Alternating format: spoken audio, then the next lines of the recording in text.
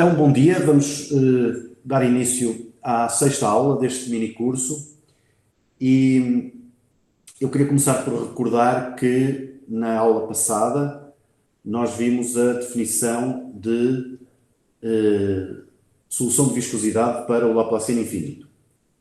Em particular, eu vou recordar já de seguida, definimos o que era ser subsolução do Laplaciano infinito, ou, o que é equivalente, uma função ser subharmónica, subinfinito harmónica no sentido da viscosidade, e, de forma análoga, podemos definir o que é ser uma sobresolução do Laplaciano infinito. E uma solução será uma função que satisfaz ambas as coisas, que é simultaneamente uma sub e uma sobresolução. E depois terminamos com a prova de que, para funções de classe C2, a definição de solução da equação Laplaciano infinito igual a zero no sentido clássico é equivalente à noção de solução no sentido da viscosidade. O que mostra que a nossa definição no sentido da viscosidade não é disparatada, porque recuperamos, no caso das funções regulares, as soluções que já conhecíamos.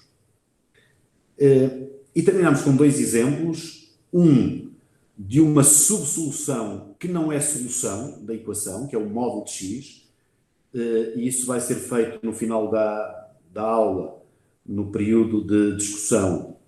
O Aelson e o Ginaldo vão explicar porque é que é uma subsolução e porque é que falha a definição de sobresolução. E vimos também um outro exemplo, uma função muito importante na teoria, que é a chamada função de Aronson, que é uma espécie de protótipo para a teoria da regularidade, que nos indica, uma função que nos dá uma indicação sobre qual a regularidade ótima que devemos esperar para a equação, ou que pelo menos estabelece uma espécie de limite superior para aquilo que podemos obter do ponto de vista da regularidade, e que eu queria hoje mostrar porque é que é de facto uma subsolução da equação. Portanto, vamos começar por recordar a definição de subsolução de viscosidade do Laplaciano infinito. Então, definição: uma função contínua. Portanto, reparem que a única regularidade que exigimos à solução é que ela seja contínua em U. É uma solução, é uma subsolução de viscosidade de Laplaciano infinito de U igual a zero em U, ou é infinito subharmónica, não é? Eu vou escrever aqui, ou uma função infinito subharmónica, se acontecer o quê? Se para todo o ponto x chapéu em U e toda a função φ de classe C2, tal que W menos φ tem um máximo local em x chapéu, se tem Laplaciano infinito φ em x chapéu maior ou igual do que zero. Portanto, reparem, o que é que nós fazemos? Socorremos de uma função regular que toca na nossa subsolução por cima, num determinado ponto, isto para todos os pontos do U. Portanto, eu estava a dizer que o que vamos fazer é, para cada ponto de U, vamos considerar as funções regulares que tocam na nossa função nesse ponto por cima, e vamos avaliar o operador Laplaciano infinito na função regular nesse ponto. E vamos pedir que o sinal seja maior ou igual do que zero. Reparem que, quando efetuamos este cálculo, nós estamos a agir calculando as derivadas de primeira ordem e de segunda ordem de uma função de classe C2, e, portanto, que existem no sentido clássico. Estamos a calcular o valor do operador Laplaciano infinito, que só envolve essas derivadas. Portanto, é a matriz hessiana multiplicada pelo gradiente, produto interno pelo gradiente, e estamos a avaliar isso naquele ponto e a olhar para o sinal. E fazemos isso para todos os pontos e para todas as funções que tocam por cima a função nesse ponto. Está bem? Portanto, aqui só estão envolvidos conceitos clássicos. Porquê? Porque não estamos a calcular o Laplaciano infinito da solução, mas de uma função de classe C2 que toca nela por cima naquele ponto. Está bem? Muito bem. E então agora o que queremos fazer é mostrar, temos este exemplo, função de Aronson, exemplo, portanto, em R2,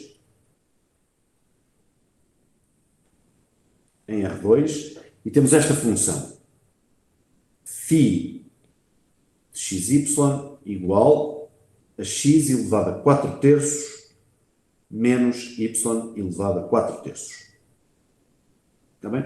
Podemos pôr o módulo ou não, reparem, isto é x à quarta, raiz cúbica de x à quarta, menos a raiz cúbica de y à quarta, portanto o módulo, enfim, quem se sentir mais confortável põe o módulo, mas é indiferente, está bem? Porque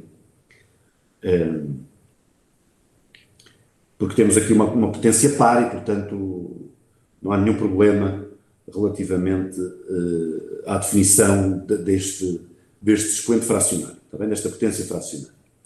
Reparem que esta função é uma função de classe infinito fora dos eixos coordenados. Portanto, se o x e o y não forem zero, esta função é uma função regular. Está bem? Mas, obviamente, que se o x for zero ou se o y for zero, nós temos problemas da regularidade, porque a função não tem segundas derivadas. Está bem? Muito bem. Então, vamos mostrar que esta função, reparem, aliás, a regularidade desta função que está aqui, ela tem derivadas de primeira ordem, que são contínuas ao Hölder com expoente de 1/3. Não é? E, portanto, é por isso que nós conjeturamos que a regularidade ótima para as funções infinito-harmónicas seja C1/3. Portanto, melhor não pode ser, porque esta função, vamos provar que é infinito-harmónica e não é melhor que C1/3. Portanto, nós não podemos nunca, digamos, provar um resultado, ou podemos provar, mas a prova tem que estar errada, não é? Que uma função infinito-harmónica é melhor, é mais regular do que C1/3, por causa deste contra-exemplo. Está bem? Agora, a questão é, obviamente, provar que conseguimos chegar a esta regularidade. Como eu disse na última aula, em duas dimensões, no plano, nós sabemos que todas as funções infinito-harmónicas são de classe C1-alfa. Isso sabemos em R2, no plano, sabemos isso, mas não temos ideia qual é o alfa ótimo. Não é? Em dimensões superiores, a única coisa que temos por garantida é que as funções infinito-harmónicas são diferenciáveis em todo o ponto, que é, como eu disse também na última aula, um pequeno salto relativamente àquilo que nós, com meia dúzia de aulas, já conseguimos provar, não é? Nós conseguimos provar que as funções infinito-harmónicas, enfim, não provamos para as funções infinito-harmónicas, mas vamos provar que as funções infinito-harmónicas são as funções que satisfazem comparação com cones, portanto que há uma equivalência entre estes dois conceitos, que por sua vez também satisfazer comparação com cones, já vimos que é a mesma coisa que ser absolute minimizing Lipschitz. Portanto, nós vamos em breve fechar este ciclo e provar que as três coisas são equivalentes. Portanto, ser absolute minimizing Lipschitz, uma função contínua ser absolute minimizing Lipschitz, é a mesma coisa que satisfazer comparação com cones, é a mesma coisa que ser solução de viscosidade do Laplaciano infinito, igual a zero, está bem? Ser infinita harmónica. Todas estas três coisas são equivalentes.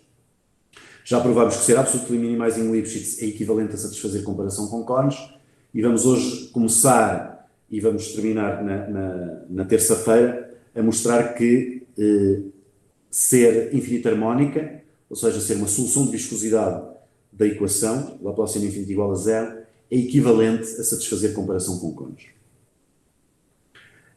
E, portanto, como eu disse, nós já sabemos que se uma função satisfaz comparação com cones, então ela satisfaz uma desigualdade de Harnack e é localmente lipschitziana. Portanto, provada esta equivalência, vamos mostrar que todas as funções infinita harmónicas são localmente Lipschitz e, portanto, são diferenciáveis quase em todo o ponto. E, portanto, o pequeno salto foi de quase em todo o ponto para todo o ponto. Está bem? E é aí que estamos, em termos de regularidade, para o caso geral. Vamos então concentrar-nos nesta função de Aronson, está bem? Portanto, esta é a chamada função de Aronson. O Aronson é um matemático sueco que, digamos, depois dos trabalhos de McShane e Whitney nos anos 30, de certa forma, nos anos, penso que finais dos anos 60 e durante os anos 70, digamos que voltou a estudar o problema da extensão de Lipschitz e, em particular, foi ele também que estudou as primeiras propriedades do Laplaciano infinito. Infelizmente, ele não conseguiu avançar mais na altura, porque a noção de solução de viscosidade era uma noção desconhecida à época. E, portanto, tivemos que esperar pelos anos 90, e só quando foi introduzida e compreendida a noção de solução de viscosidade é que foi possível, digamos, avançar significativamente na teoria. Não é? O Aronson provou algumas coisas, mas faltava-lhe esta ferramenta essencial, que era a noção de solução de viscosidade.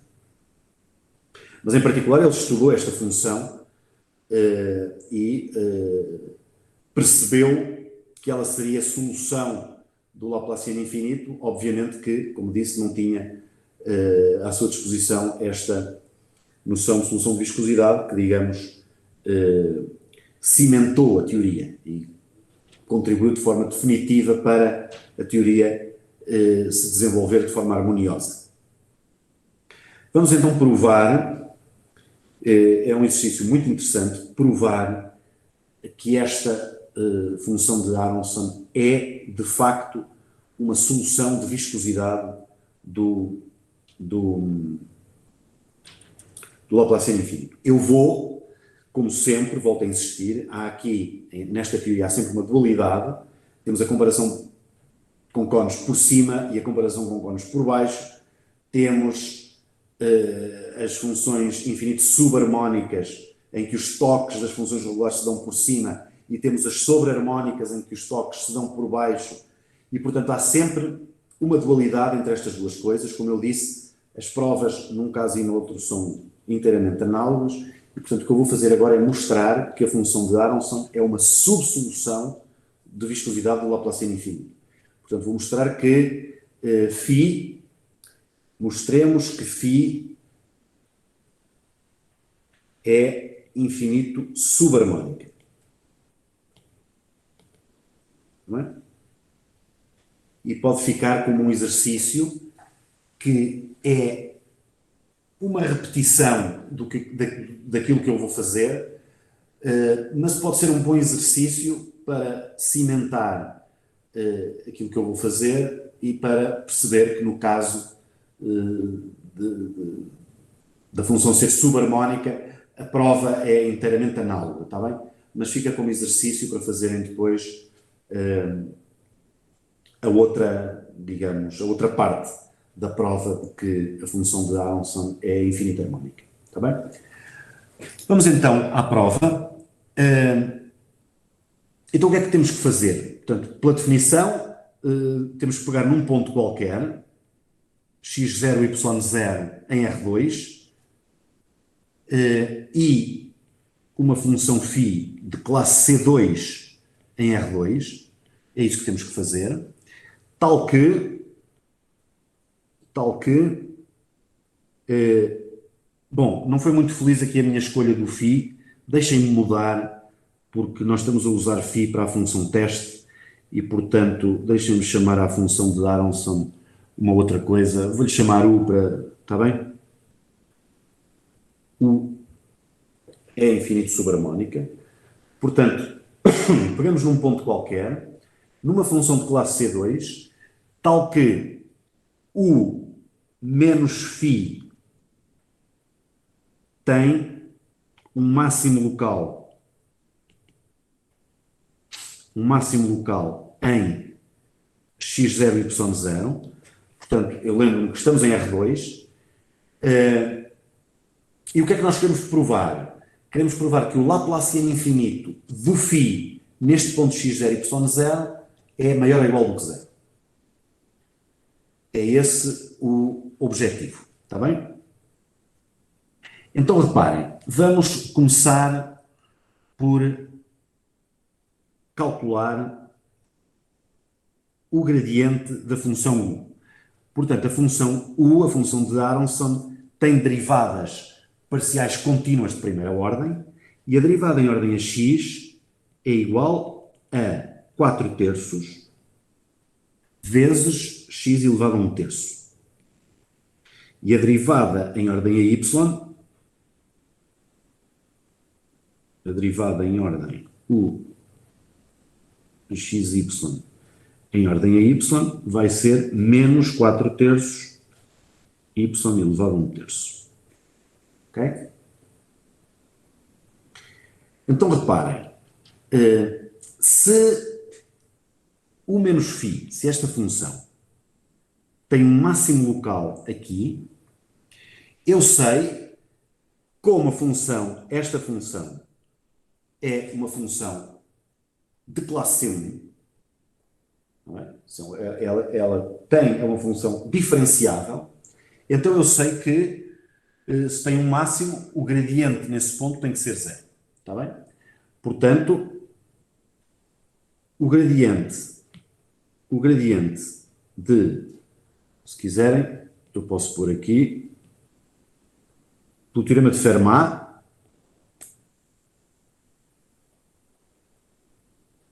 que nos diz que se uma função diferenciável tem um máximo num ponto, então nesse ponto o gradiente é zero, não é?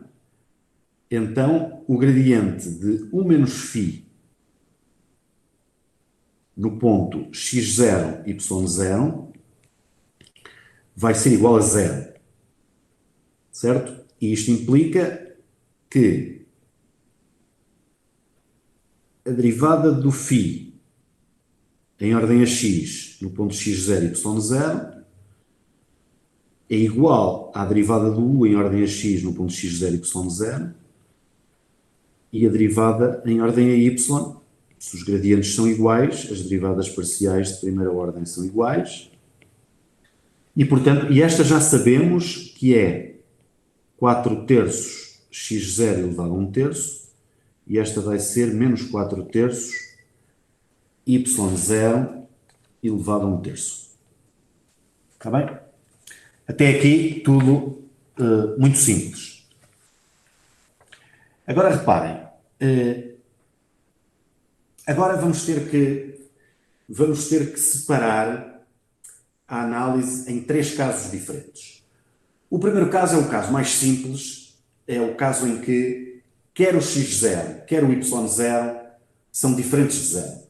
Portanto, o caso em que nós estamos fora dos eixos coordenados e onde, portanto, a função é de classe C infinito e podemos usar o cálculo à vontade. Portanto, é a primeira coisa que vamos fazer. Está bem? Primeiro caso,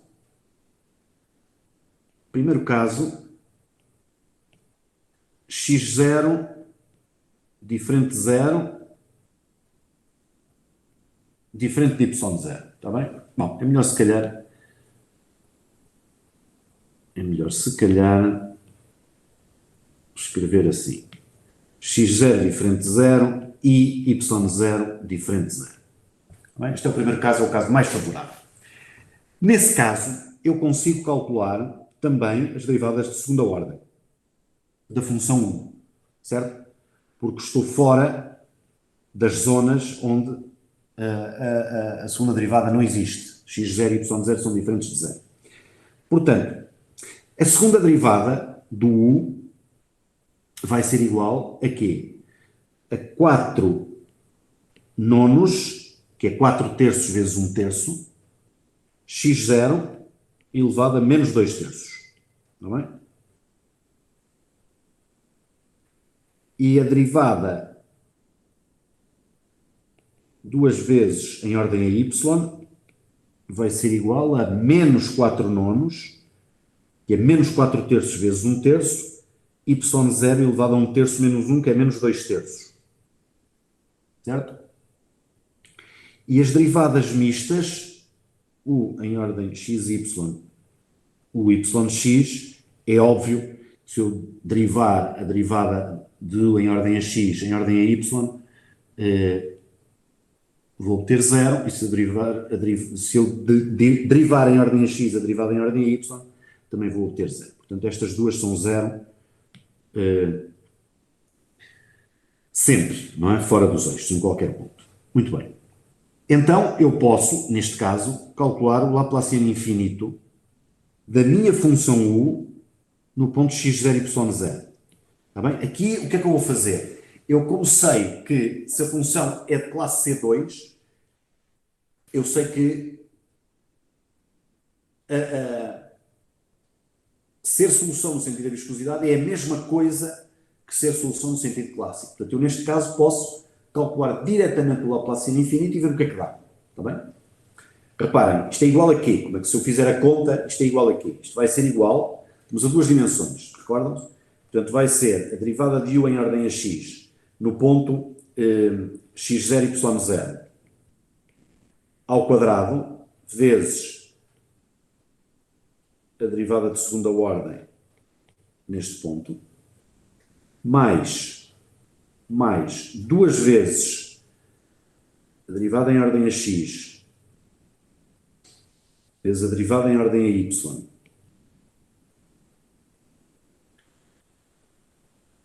derivadas mistas do ponto x0 e y0, mais derivada em ordem a y ao quadrado, no ponto x0 e y0, o y no ponto x0 e y0. Está bem? É isto que nós temos. Reparem, como as derivadas mistas são 0, este termo desaparece, e o que é que fica? Bom, fica apenas o quê? Derivada em ordem a x ao quadrado. Derivada em ordem a x é 4 terços, x elevado a 1 terço. Portanto, fica 4 terços x0 elevado a 1 terço, isto ao quadrado. Está bem? Vezes isto, que está calculado aqui. Portanto, 4 nonos x0 elevado a menos 2 terços. E depois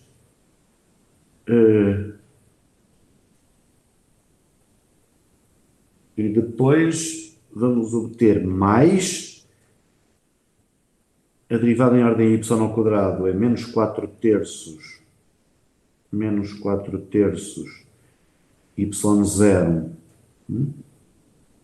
exato, menos 4 terços y0 elevado a 1 terço ao quadrado, e depois a derivada, que é menos 4 nonos y0 elevado a menos 2 terços. Está bem? E isto vai dar o quê?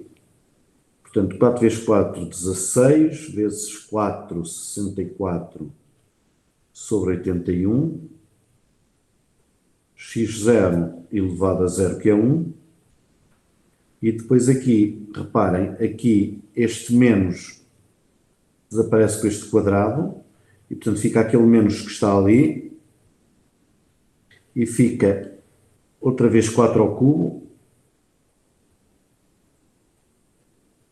81, y0, e isto é obviamente igual a 0. Está bem? Isto é obviamente igual a 0 e, portanto, temos que o Laplaciano infinito de u é igual a 0 e, portanto, se é igual a 0 é maior ou igual que 0 e, portanto, temos, neste caso, o caso mais simples, como eu disse, que, de facto, estamos perante uma subsolução. Está bem? Agora, segundo caso, e agora estes casos vão ser, obviamente, mais delicados. O segundo caso é o caso em que x0 não é 0, mas o y0 é igual a 0. Está bem? Portanto, reparem, nós temos isto. Temos aqui o plano R2,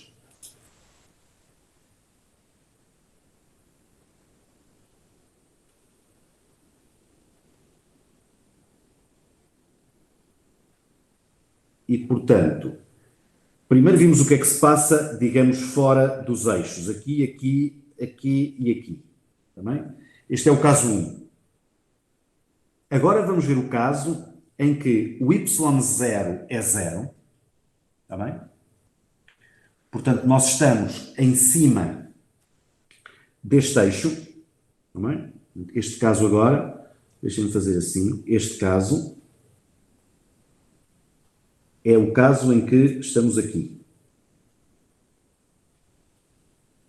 Tá bom? Portanto, o y0 é igual a 0 e o x0 é diferente de 0. Portanto, estamos aqui, calma, que é preciso tirar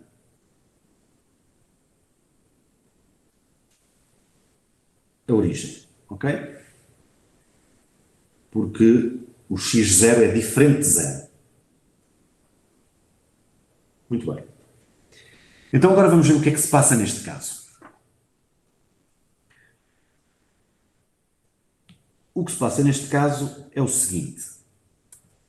O que é que nós sabemos? Sabemos que a nossa função u menos φ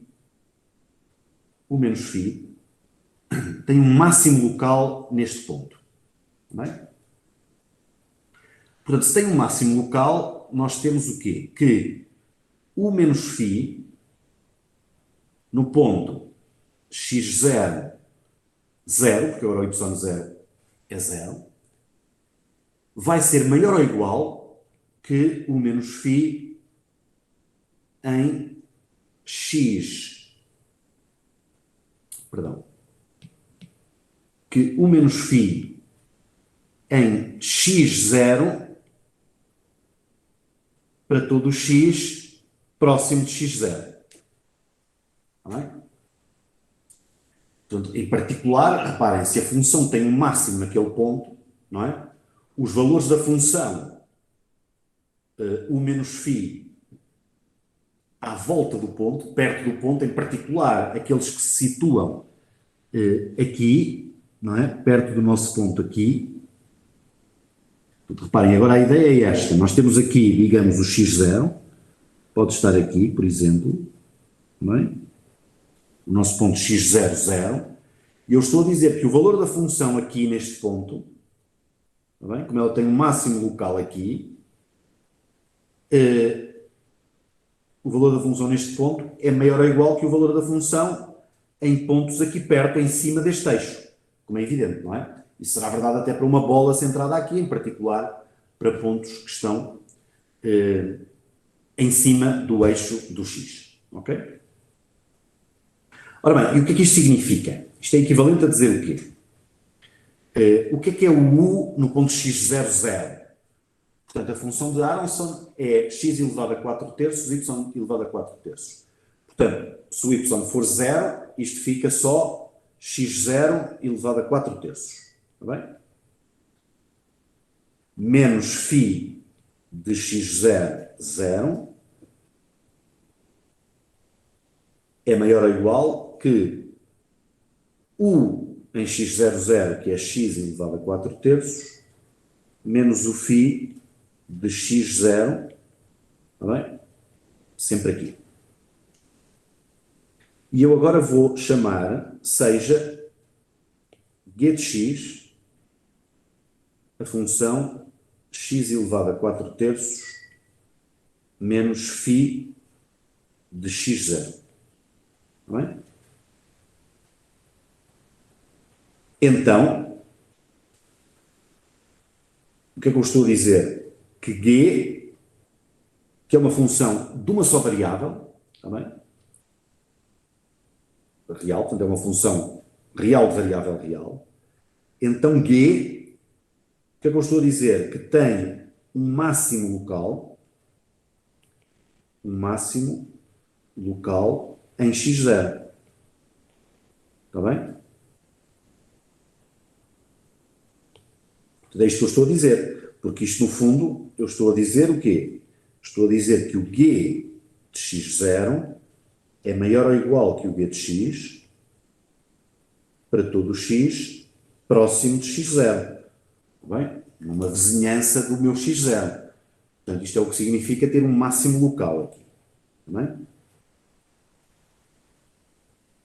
Agora, reparem, esta função g, como o meu x0 não é zero, portanto, como eu não estou aqui, numa pequena vizinhança do x0, a função g é uma função suave. Está bem? Porque o φ é uma função suave. Φ é uma função de classe C2, não é? Bom, e esta função, como eu estou longe da origem, está bem? Numa pequena vizinhança do meu ponto x0, como ele não é zero, não é? Quer dizer, estou longe no sentido em que tenho sempre uma vizinhança do meu x0 que não intersecta o zero. Ok? Esteja ele aqui, ou esteja ele aqui, ou esteja ele aqui deste lado. Está bem? Como não é zero, eu tenho sempre uma vizinhança do ponto, por pequena que seja, que não intersecta o ponto zero. Está bem? E, portanto, nessa vizinhança, a minha função vai ser regular. Em particular, vai ser de classe C2. Está bem? E se tem um máximo, então a sua derivada vai ser zero e a sua segunda derivada vai ser menor ou igual do que zero. Está bem? Isto sabemos para as funções reais de variável real. Se elas forem de classe C2, num ponto de máximo, a derivada anula-se e a segunda derivada é menor ou igual que zero. A concavidade está voltada para baixo. Está bem? E, portanto, é isso que vamos ver o que é que implica. Está bem? Então,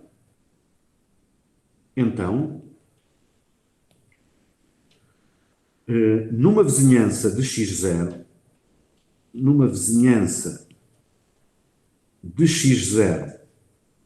que não contenha zero, g é de classe C2, logo, a derivada em x0, porque é um máximo, é zero, e a segunda derivada em x0 é menor ou igual do que zero, porque a concavidade está voltada para baixo. Ok? Conclusão. O que é que significa a derivada ser zero? A derivada de g é o quê? Reparem, é 4 terços x0 elevado a 1 terço igual à derivada em ordem a x do φ em x00. Bem?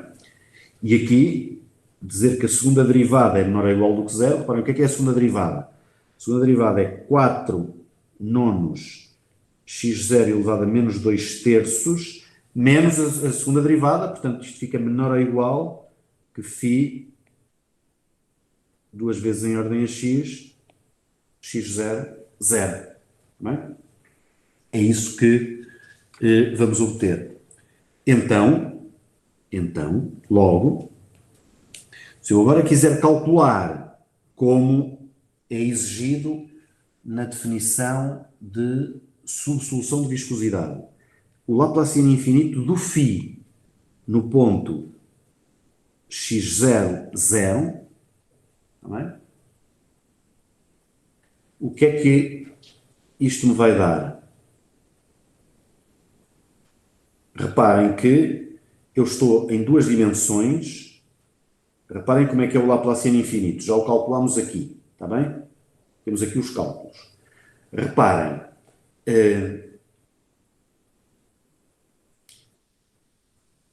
o Laplaciano infinito de uma função... mas agora reparem, esta minha função só é função de uma só variável, não é? Portanto, o Laplaciano infinito desta função vai ser o quê? Vai ser a derivada do φ em ordem a x no ponto x00 ao quadrado, vezes a derivada de segunda ordem, duas vezes em ordem a x, no ponto x00. Isto é que é o Laplaciano infinito desta função φ neste ponto. Está bem? Porque, se eu fizer os cálculos, não é? Obviamente é isto que eu vou obter. Tenho uma função de uma só variável. E agora reparem. Agora é só, obviamente, substituir,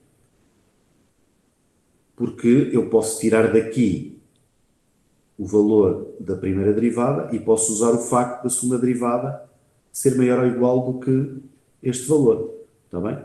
Portanto, o que é que fica? A primeira derivada ao quadrado é 16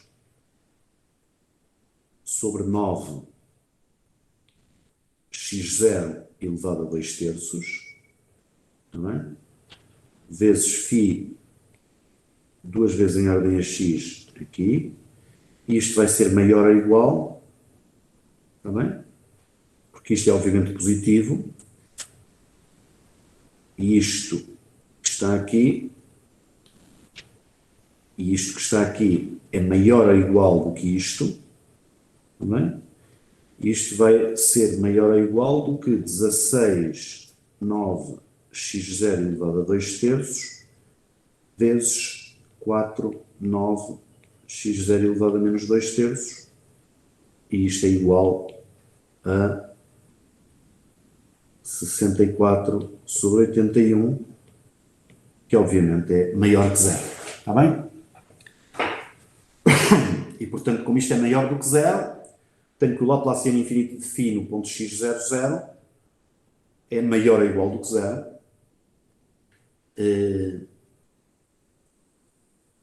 E, portanto, está verificada a condição da definição de subsolução de viscosidade. Está bem? O que é que nos falta? Falta-nos o terceiro caso. Está bem? Terceiro caso, que é o caso em que x0 é igual a zero. Está bem? Portanto, o que nos falta agora é o caso em que o x0 é igual a zero, que eu vou traçar aqui a verde, que é este.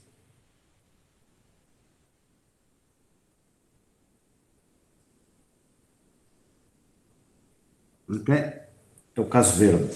O verde aqui não se vê muito bem. Talvez o laranja.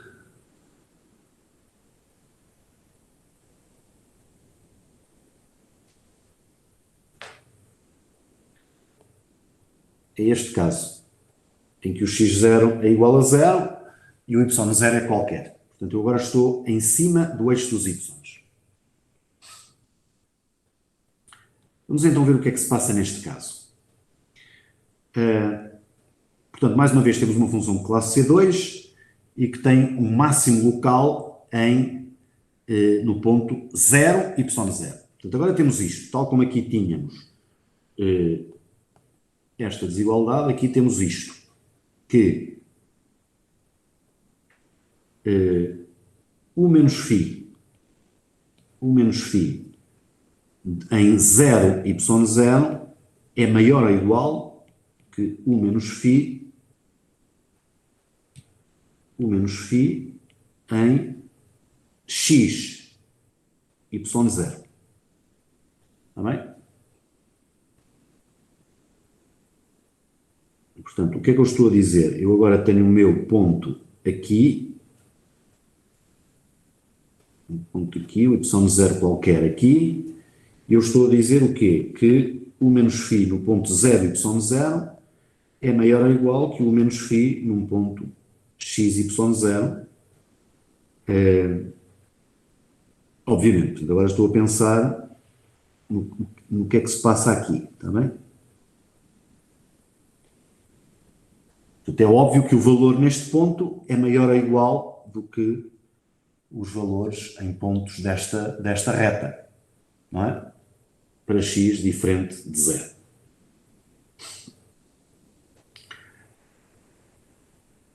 E isto é equivalente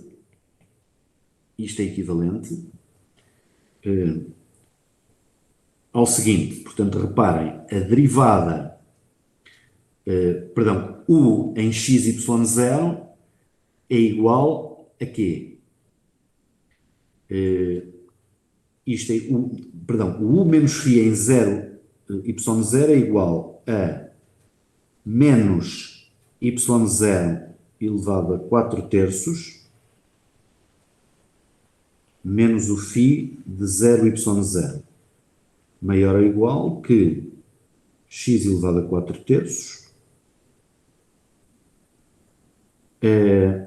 menos y0 elevado a 4 terços, isto é o u em x, y0, menos o φ de x, y0. Está bem? Agora, este corta com este, o que aparece dos dois lados, e eu tenho que isto é equivalente a dizer que φ de x, y0 menos φ de 0, y0 é maior ou igual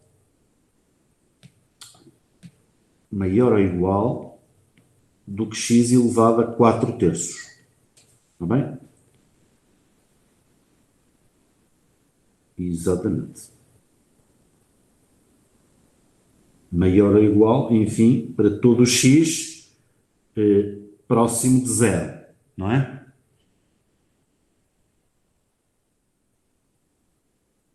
Para todo o x próximo de zero, porque eu, enfim, isto é um máximo local, portanto é aqui numa pequena vizinhança, ok?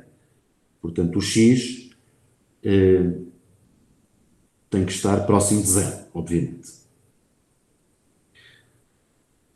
Muito bem, e agora vou chamar, como fiz há pouco, vou chamar a esta função aqui, seja f de x, a função φ de x, y0 menos o φ de 0, y0. Está bem? Vou chamar a isto f grande. Está bem? Da mesma maneira que aqui há pouco chamei g grande a esta função, aqui vou chamar f grande a esta função que está aqui. Ok? E, portanto, o que eu estou aqui a dizer é que o f de x é maior ou igual que x elevado a 4 terços. Muito bem. Então, agora reparem. Temos o seguinte. Temos f de 0 é obviamente igual a φ de 0, y0 menos φ de 0, y0. F de 0 é 0. Está bem? Segunda coisa.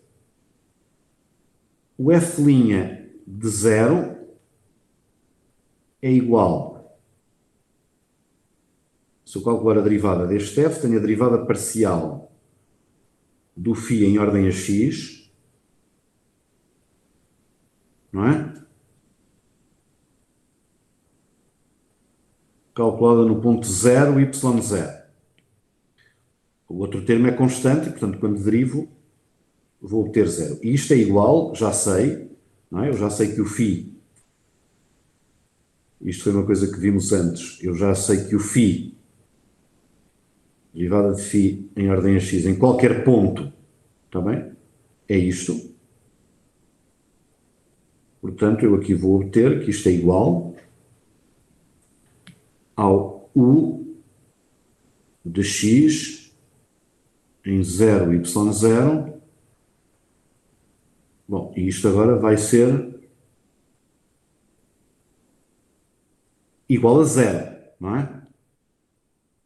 Porque a derivada do em ordem a x no ponto 0, y0, e se o x0 for 0, isto vai ser 0. Ok? Pronto. recordo que as primeiras derivadas nós podemos calcular, elas existem, são funções contínuas, portanto, podemos calcular explicitamente e, obviamente, que neste caso obtemos zero. Terceiro facto, temos que a segunda derivada vai ser igual a 2 vezes em ordem a x em 0y0. Está bem? Então agora reparem.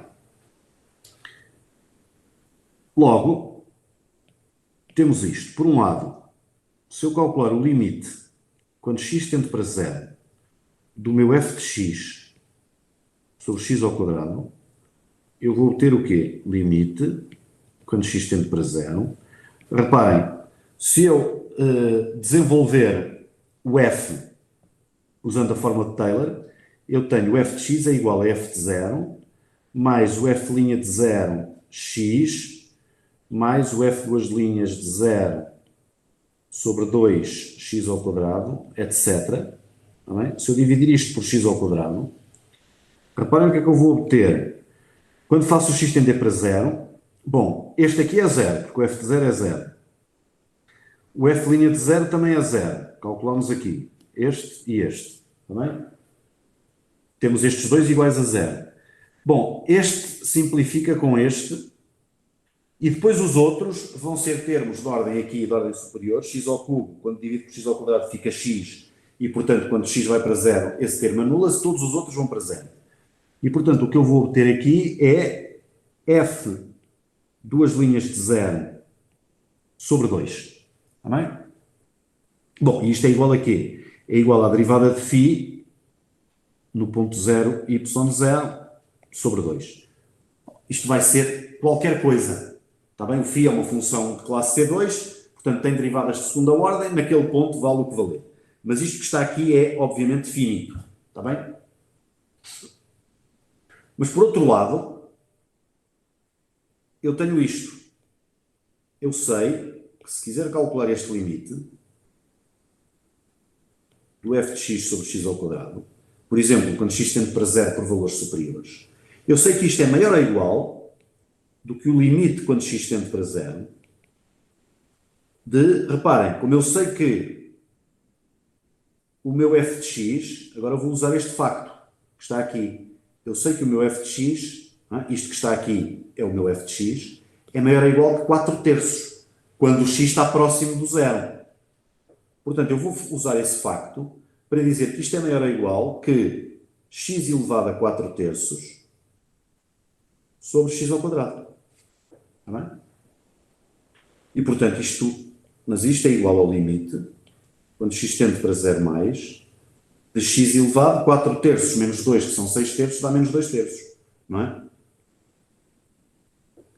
Bom, e quando x tende para 0 mais, 1 sobre x tende para mais infinito, elevado a 2 terços, portanto, isto obviamente tende para mais infinito. Ok? E, portanto, por um lado, eu tenho que este limite é finito, e está aqui o seu valor. Por outro lado, usando este facto, que resulta de eu ter um máximo local naquele ponto, para a diferença, eu concluo que o limite é maior ou igual que mais infinito. Portanto, isto é uma contradição. O que é que isto significa? Que no caso em que o x0 é igual a 0, não existe nenhuma função de classe T2 φ que toque por baixo na minha função U nestes pontos. Nos pontos em que o x0 é 0. Ou seja, para todos os pontos do eixo dos y, a condição verifica-se porque não há condição a verificar, porque não há nenhum φ de classe C2 que, tal que U menos φ tenha um máximo local num destes pontos. Isso não existe. Porque se existisse, bom, chegávamos a esta contradição. Está bem? Portanto, reparem, eu acho muito pedagógico e muito interessante este exemplo, porque temos que estudar 3 casos, o que se passa fora dos eixos, o que se passa no eixo do x, excluindo a origem, e o que se passa no eixo dos y, e a análise é, digamos, diferente nos 3 casos. No primeiro caso, que é o caso mais favorável, quando estamos fora dos eixos coordenados, Portanto, quando estamos aqui nestas zonas que eu denotei com estas curvas, quando estamos aqui, tudo é regular e, portanto, eu posso calcular o Laplaciano infinito diretamente, está bem? Porque a função é de classe, pelo menos C2, é mais do que isso. Portanto, não há singularidades e, portanto, eu calculo e vejo que o Laplaciano infinito é zero. Faço isso de forma direta. Ao longo do eixo do x, tirando a origem, temos, digamos, a prova que se espera. Eu consigo, de facto, calcular explicitamente o valor do Laplaciano infinito aplicado à função teste, à minha função regular, naquele ponto, e concluo que o resultado é maior que zero, portanto, em particular, maior ou igual do que zero. E no terceiro caso, esta condição verifica-se, não porque eu consiga fazer o cálculo e determinar o valor naquele ponto, não é? Mas porque para qualquer ponto do eixo dos y, pura e simplesmente não há φs que eu possa testar, não há funções de teste. Também se eu chamar a estas funções φ as minhas funções de teste, não há funções C2 que toquem na minha função U, na minha função de Aronson, por cima em pontos do eixo dos y. Está bem? Ora bem, e nesta parte final, o que eu queria fazer era começar a prova da equivalência entre ser solução de viscosidade do Laplaciano infinito, portanto, entre uma função ser infinito harmónica e satisfazer a comparação com cones. Está bem? É isso que vamos ver de seguida. E eu vou então enunciar o teorema que vamos provar. Teorema. E, portanto, vamos, digamos, fechar o ciclo deste conjunto de equivalências entre estas três noções que estamos a estudar, a noção de ser absolutely minimizing Lipschitz, de ser solução de viscosidade do Laplaciano infinito e de satisfazer a comparação com cones. Está bem? Então, se U é infinito subharmónica em U, então U satisfaz comparação com cones por cima ou superiormente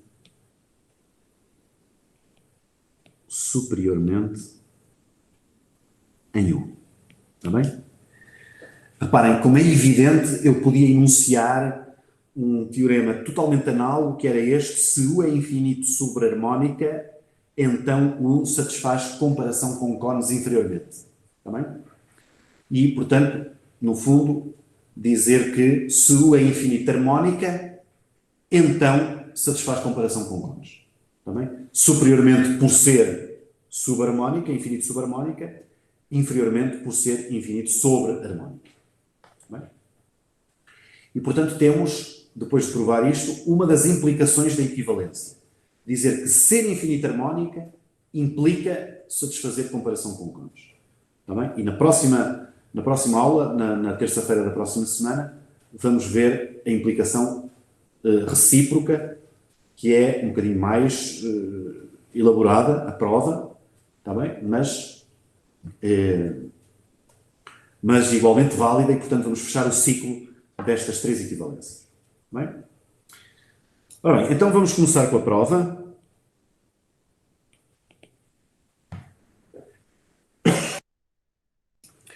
E a prova... reparem, o que vamos provar, para provar que uma função satisfaz comparação com cones superiormente, é mais uma vez usar aquela propriedade equivalente. Está bem? Portanto, se recordam, vimos esse lema e provamos esse lema.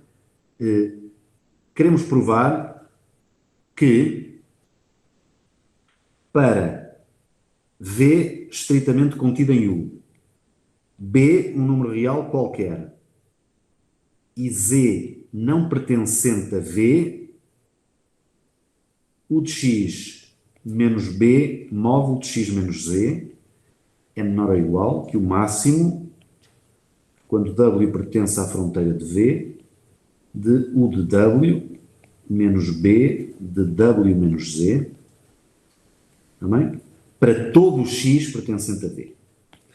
Portanto, recordam-se que esta condição era equivalente a satisfazer comparação com cones superiormente. Está bem?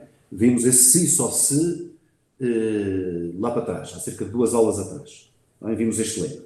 Portanto, se provarmos isto, provamos que o satisfaz comparação com cones superiormente. Está bem?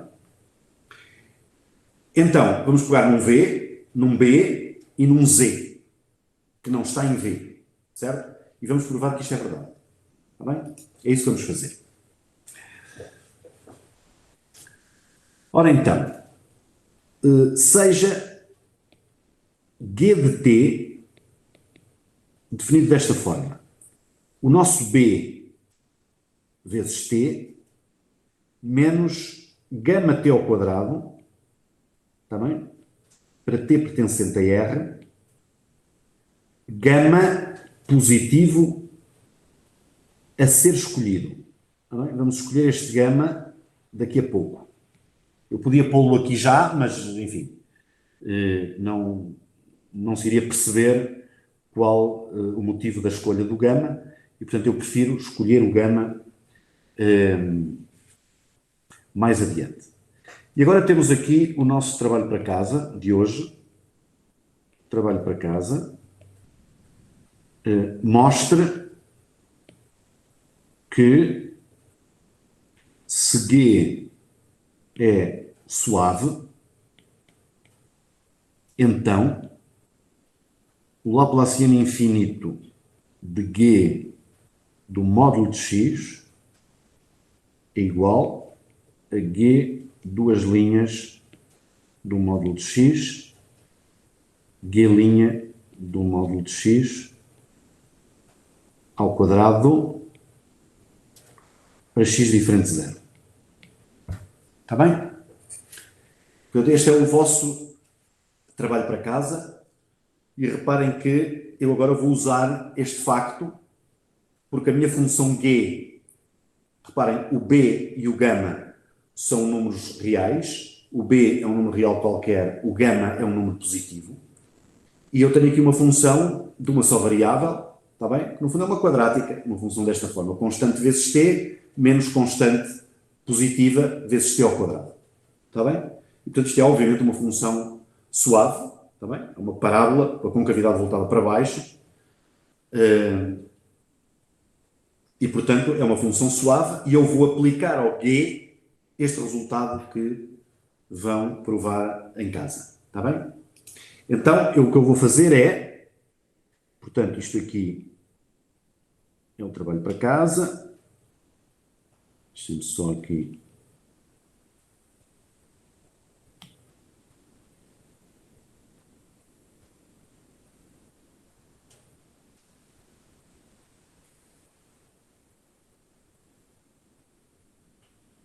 Aqui está.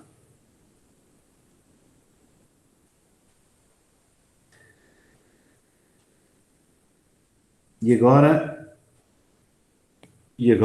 vamos calcular o Laplaciano infinito de G no módulo de x menos z. Está bem? Usando o trabalho para casa. Isto vai ser igual, obviamente, ao Laplaciano infinito. O que é o G desta coisa? Portanto, a minha função G é B módulo de x menos z menos gama módulo de x menos z ao quadrado. Ok? E então isto vai ser igual, usando o trabalho para casa, a quê? G. Bom, aqui obviamente não é bem o módulo de x, mas é o módulo de x menos z, não é? Este, digamos, isto que está aqui é o caso particular, isto é o caso particular em que o z é zero, mas obviamente isto é obviamente a mesma coisa, não é? Portanto, aqui se eu tivesse x menos z aqui, teria aqui x menos z e aqui x menos z para x diferente de z. Está bem? Tal e qual a mesma coisa. Portanto, isto vai ser igual a quê? vai ser igual a G duas linhas do módulo de x menos z vezes G' do módulo de x menos z ao quadrado. Também? É isto que vai acontecer. Agora, bom, nós temos este g que está aqui, não é? O nosso g é esta função, e portanto eu sei que, se quiserem aqui rapidamente, a derivada de g é igual a b menos 2 gama t, e a segunda derivada é menos 2 gama. Está bem? Portanto, isto fica menos 2 gama, porque a segunda derivada da função é constante, menos 2 gama. E a primeira derivada é o quê? Vai ser igual a b menos 2 gama vezes o x menos z, o módulo de x menos z. Está bem? Isto tudo ao quadrado. E isto é para x diferente de z. Está bem? Para x diferente de z. Porque isto só vale para x diferente de 0. Está bem? Ou seja, aqui neste caso, para x diferente de z. E reparem, eu agora digo que o que está aqui é menor que 0. Está bem? Se gama suficientemente pequeno. Ora bem, reparem, isto não é muito surpreendente. Dizer que isto é negativo, isto pode parecer óbvio. Só não é óbvio porquê. Reparem, isto é um quadrado. Isto é negativo e o gama é positivo. Portanto, isto é obviamente menor ou igual do que 0. Agora, eu digo que não é apenas menor ou igual do que 0, isto é mesmo menor que 0. Portanto, no fundo eu estou a dizer que isto é menor que 0, é dizer que isto não é 0. Está bem? E isto só podia ser 0 se o b fosse igual a isto. Se o que está aqui dentro fosse 0. Portanto, a única coisa que eu tenho que impedir, através da minha escolha do gama, é que isto que está aqui não é 0. E, portanto, reparem, se eu escolher um gama suficientemente pequeno, também, eu vou conseguir impedir que isto seja 0. E, portanto, basta-me fazer esta escolha. Eu posso escolher, seja gama positivo e menor do que b sobre 2 vezes o supremo quando x pertence a v de x menos z. Bem? Se eu fizer esta escolha para gama, então, obviamente, aquilo é verdade. Reparem que se o b for negativo, bom, neste caso, para b positivo, não é? Porque se o b for negativo, se b menor ou igual do que 0, é trivial, não é? É óbvio que, se o b for negativo, reparem, se este é negativo, como isto é positivo, e isto também, portanto, eu estou a tirar uma coisa positiva, se este já for negativo, se eu ainda lhe vou tirar mais qualquer coisa, isto fica sempre, isto nunca pode ser 0, não é? Portanto, isto só pode ser 0, como isto que está aqui é positivo, se o b também for positivo, está bem? Quando o b é positivo, o que é que eu faço? Eu escolho o gama neste intervalo, entre 0 e b a dividir por 2 sub da distância de x a z em v, está bem? E, portanto, bom, é evidente que isto pode ser relativamente pequeno, mas não interessa, está bem? Tenho sempre escolha para o meu gama. Então, reparem, com esta escolha do gama, que agora está feita, não é? Eu tenho que o Laplaciano infinito de g desta função, ou seja, o Laplaciano infinito desta função que está aqui, é menor que 0. Então eu vou dizer, reparem, o que é que eu vou dizer? Então, u de x menos b de x menos z menos gama de x menos z ao quadrado, está bem? Esta função e reparem, eu vou chamar a isto φ de x, esta função que está aqui, não pode ter um máximo local em V. Porque reparem, se esta função tivesse um máximo local em V, eu ia chamar a isto φ, e reparem, esta função que está aqui, como Z não pertence a V, esta função é uma função de classe C2, está bem? Porque o problema é onde isto se anula, onde o módulo tem a singularidade, que é no ponto 0 e, portanto, no ponto x igual a z. Se eu estou em V e z foi escolhido, como sempre, fora de V, está bem? Eu em z tenho que isto é uma função de classe C2, está bem? E então, se esta função, u menos φ, tivesse um máximo local, num ponto qualquer de V, o que é que tinha que acontecer? Como o u é infinito subharmónica, o Laplaciano infinito deste φ nesse ponto teria que ser maior ou igual do que zero. Mas o Laplaciano infinito desta função, não é? Que é o G é esta função, eu vi, é negativo. E, portanto, isto é um absurdo. Está bem? Portanto, o que acontece é que não pode ter máximo local, porque se tivesse o Laplaciano infinito calculado nesse ponto de V, seria maior ou igual que zero. E em todos os pontos de V, reparem, em todos os pontos de V, isto é para todos os x's que não são Z, mas Z está fora do V, o Laplaciano infinito do φ é negativo. Está bem? Portanto, concluímos que esta função não pode ter um máximo local. E então, se não tem um máximo local, o que é que eu vou concluir? Logo, o que é que eu vou concluir? Que u de x menos bx menos z menos gama x menos z ao quadrado é menor ou igual do que o máximo, quando w pertence à fronteira de V, de u de w menos b w menos z menos gama w menos z ao quadrado para todo o x pertencente a V. Não é? Não pode ter um máximo local. Portanto, o valor no interior do V tem que ser menor ou igual do que o máximo na fronteira. Caso contrário, teria um máximo local em V. Está bem? Agora, a única coisa que me resta fazer, finalmente, fazermos o gama tender para zero. Está bem? Se o gama tender para zero, o que é que eu vou obter? Que u de x menos b de x menos z, está bem? Vou obter isto. Vou obter, isto desaparece e isto desaparece. Está bem? E vou obter o quê?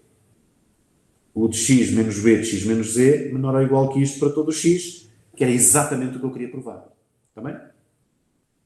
E, portanto, assim concluímos a demonstração, provando aquilo que queríamos, esta condição que é equivalente a satisfazer comparação com cones superiormente. Está bem? Muito bem. Ficou assim provada uma das implicações desta equivalência. Fica prometido então que na terça-feira faremos a outra implicação, mais sofisticada, que é provar que se U satisfaz comparação com cones, então também U é infinito harmónica. Ok?